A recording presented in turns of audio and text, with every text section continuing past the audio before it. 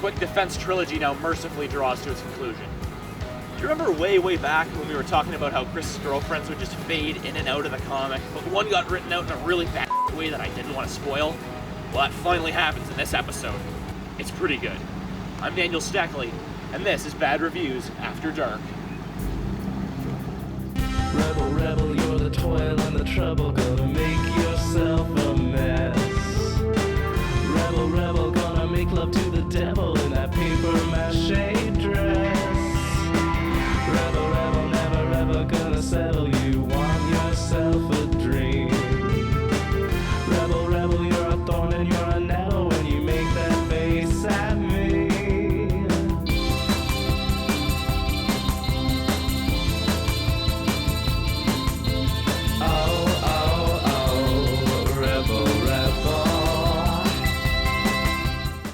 We return to the action to find that Rosachu's rescuers are Bionic the Hedgehog and Darkbind Sonichu.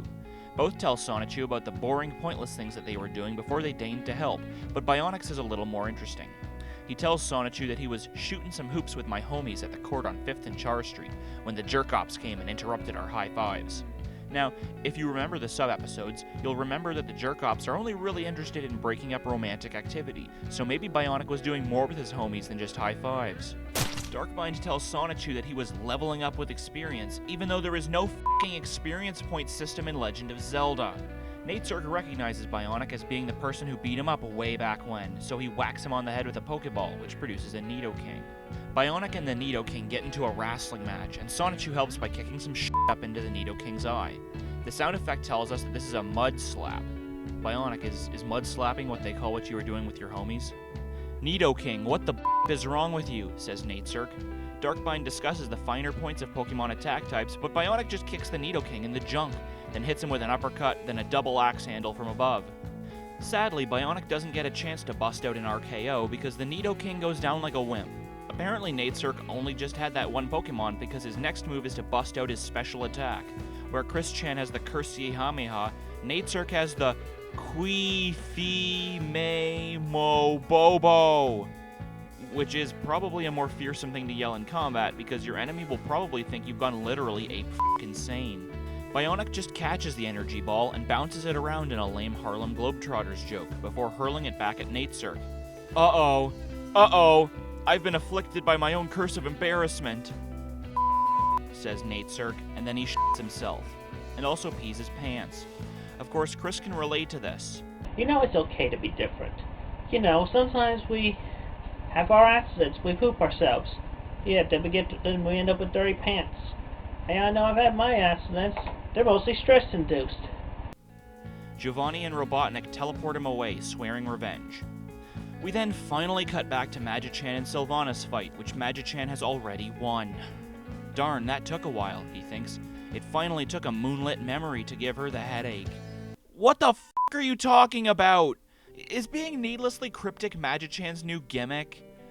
And then we cut back to Quick Central Park to discover that the girlification process is now complete, and the formerly punk Magaji is now a bright-eyed cheerleader for Bionic. Let's now have a lengthy discussion on gender roles.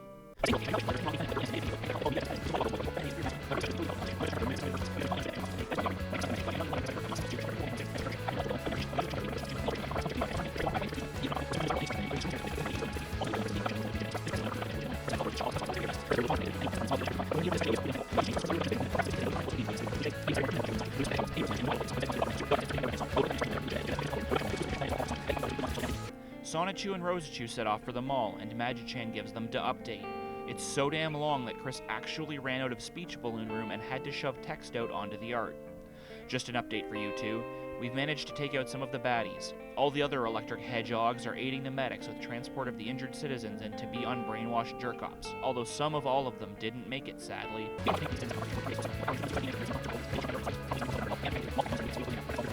We had one Casalti here. Ivy was trapped in the elevator. The tremors made the floor under her break. She got her neck tangled in the cable. Billy Mays tried to rescue her by breaking her fall, but she got caught, and he tried to climb up to disentangle a rescue. He could not reach, and the walls are slippery. Just terrible. Have a safe trip back! So now two girlfriends, one who Chris swore eternal loyalty to, and the other who was promised to him by God and Jesus, are now dead. And no, Ivy didn't die in real life, or fake life. She just broke off contact with Chris, and he assumed that she must be dead. Because why else would you ever not want to engage with Chris Chan? We poop ourselves. Sonichu and Rosachu arrive at the mall to find Mary Lee Walsh about to chant the dark spell to remove the dome. Hinkle, Finkle, Linkle, Inky, Hinky, Binky, Sleeky, Boo, Bleedle. See, now that is fucking lame. That is no Queefy May Mo Bobo. Sonichu flies up into the sky to confront her, because I guess he can just fucking do that now. He's suddenly standing on a broom. Mary Lee Walsh also wonders how this is possible, before realizing that Sonichu has stolen her broom, and she is now broomless. Count Graduan creates a floating floor to keep Mary from falling, because, sure, he can just do that now. What a dirty yet almost smart trick, says Sonichu, unreasonably talking up the intelligence of this comic. It's just you and me now, Slow Wheel. I will fight you in honor of Quickville, my sweet Rosachu, and Christian. They then proceed to fight while Rosachu watches helplessly, because woman.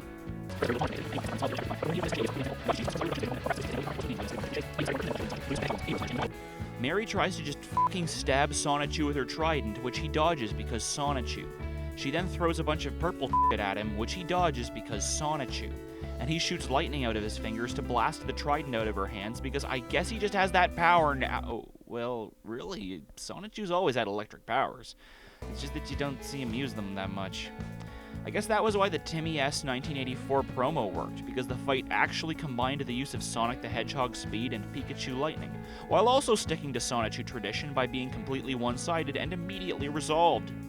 Sonichu attacks Walsh with a homing attack, but she blocks it with her purple force field, until suddenly she decides to not do that anymore and Sonichu lands a solid kick. Mary dangles from the side of the platform, calling for help, when she should be able to just make more platform. In fact, why does she need a broom at all if Count Graduan is basically a Green Lantern ring? Graduan then decides that now would be the optimal time to bitch about Walsh's failings, so it falls to Sonichu to save her. He grabs her hand as she falls, then tosses her back up onto the platform as he himself falls to the ground. For some reason, Mary Lee Walsh decides to call it a day. Rosachu catches Sonichu, and he reveals that the reason he saved her was sort of because he's a good guy, but mostly to save the coup de grace for Chris. Now, he says, let's help put the city back together, then head home for dinner and Mary Poppins with our children. I really hope he's talking about the movie and not using Mary Poppins as some kind of euphemism. Below, we see all of the hedgehogs gathered together, including Sonichu and Rosachu's children.